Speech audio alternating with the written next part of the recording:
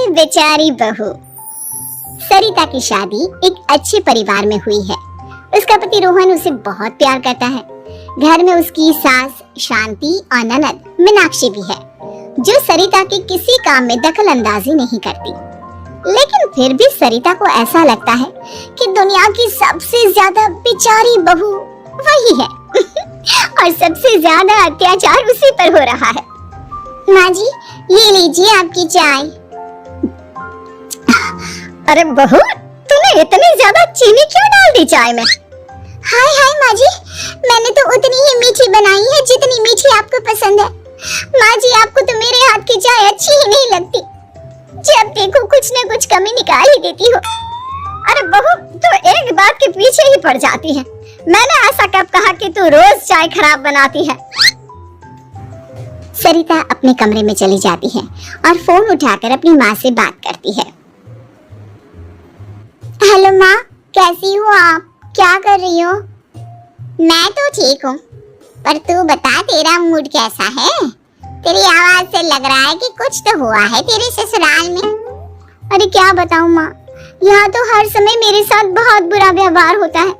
मैंने अपनी सास के लिए इतनी अच्छी चाय बनाई, लेकिन मेरी सास चाय पीते ही मुझे 4 बातें सुना दी। बेटी, तू इतनी छोटी छोटी बातों पर ध्यान ही क्यों देती हो? तुम्हारी सास ने कुछ बोल भी दिया तो क्या हो गया, वो बड़ी है ना तुझसे। माँ ने इतना समझाया, लेकिन इस बात का सरिता पर कोई असर नहीं हुआ। अपनी बेचारी बहू की छवि वो बदलना ही नहीं चाहती। अगली सुबह सब नाश्ते की टेबल पर बैठकर नाश्ता कर रहे थे। तभी सरिता ने अपने पति से कहा, सुनिए जी, मुझे ना आज बाजार से कुछ सामान लेकर आना है। आज आप ऑफिस से आने के बाद मुझे लेकर चलना ना। भाभी, मुझे भी कुछ किताबें खरीदनी है। आप दोनों जा ही रहे हो तो मेरी किताबें भी ले आना। लो, अभी तो बात ही की है बाजार जाने की तो एक फरमाइश आ गई। माँ जी, आप भी बता दो कुछ, और हाँ, मोहल्ले वालों से भी बोल दो अगर वो कुछ मंगवाना चाहते हो तो। बेचारी मीनाक्षी अपना सा मुंह लेकर रह गई। ये सब देखकर रोहन से चुप नहीं रह गया और वो गुस्से में बोला, सरिता क्या हो गया है तुम्हें? मीनाक्षी ने तो सिर्फ किताबों के लिए बोला है। तुम्हें मीनाक्षी से इस तरह से बात नहीं करनी चाहिए। माफी मांगो उससे अभी। क्या? मैं माफी मांगू?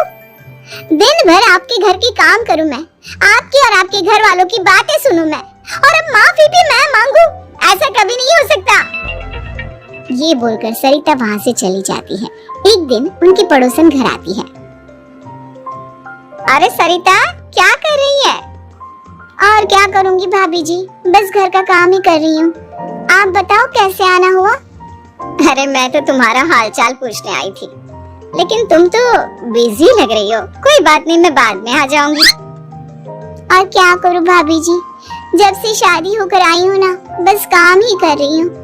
और इस घर में ना कोई मेरी कदर नहीं करता। पति है जो बस घर से ऑफिस, ऑफिस से घर। ननद को तो कॉलेज से फुर्सत नहीं। बची सास तो उनका सारा समय मेरी गलतियां निकालने में लग जाता है। अरे ये क्या कह रही हो सरिता? तुम्हारी सास तो पूरे मोहल्ले में तुम्हारी तारीफ करती फिरती है कि तुम बहुत अच्छी हो, पूरा घर तुम्ही ने संभाल रखा है। हाँ तो क्या हुआ, इसमें गलत क्या कहती है? सच्ची तो कहती है। मेरी मर्जी के बिना इस घर का पत्ता भी नहीं हिलता। शाम को जब रोहन घर आया तो उसने सबसे कहा, कल हम सबको मौसी जी के घर जाना है, उनकी बेटी की शादी है। सब अपनी अपनी पैकिंग कर लो, सुबह होते ही निकल जाएंगे। और सरिता, तुम कान खोलकर सुन लो, वहाँ जाकर किसी की बुराई भलाई शुरू मत कर देना, नहीं तो मुझसे बुरा कोई नहीं होगा। हाय हाय जी, आप तो ऐसे कह रहे हो जैसे मैं सुबह शाम सबकी बुराई करती फिरती हूँ।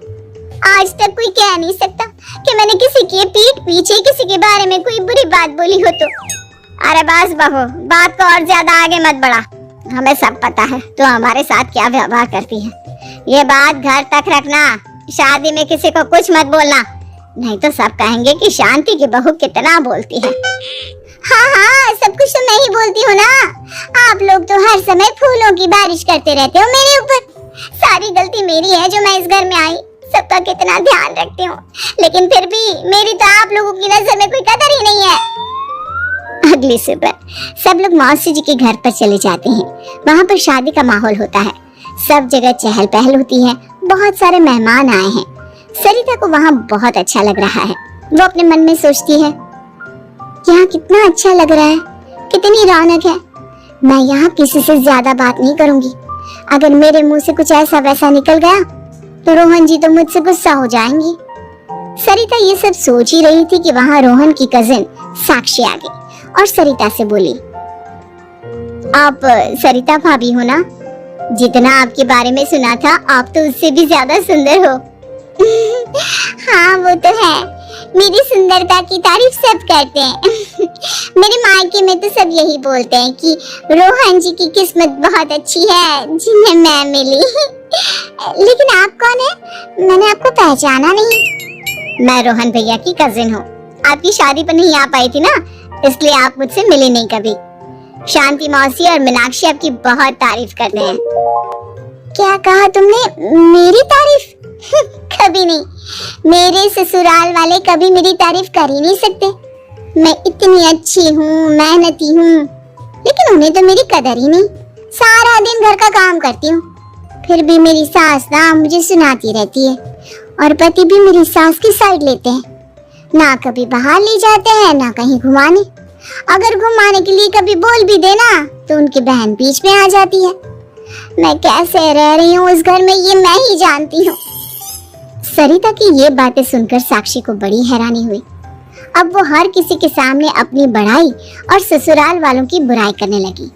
रोहन और शांति को सरिता पर बहुत गुस्सा आया, लेकिन वो चुप रहे। अगले दिन जब वो अपने घर पर आए, सरिता, तुमने क्यों सबके सामने मेरी इज्जत का तमाशा बनाया? तुमसे बोला था ना कि चुप रहना। अजी ऐसा भी क्या कह दिया मैंने जो इतना भड़क रहे हो? तुम जहाँ जाती हो अपना रोना शुरू कर देती हो, कभी किसी दूसरे की बात ही नहीं सुनती, बस अपनी कहती रहती हो। तुमने सबके सामने हमारा तमाशा बनाकर रख दिया है। हे भगवान, मुझे अपने पास बुला ले। जिस घर में मेरी कदर ही नहीं, उस घर में मेरा क्या काम? अरे क्या करूंगी मैं यहाँ रहकर? जो भी आता है मुझे सुनाकर चला जाता है। मैं तो किसी से कुछ नहीं कहती।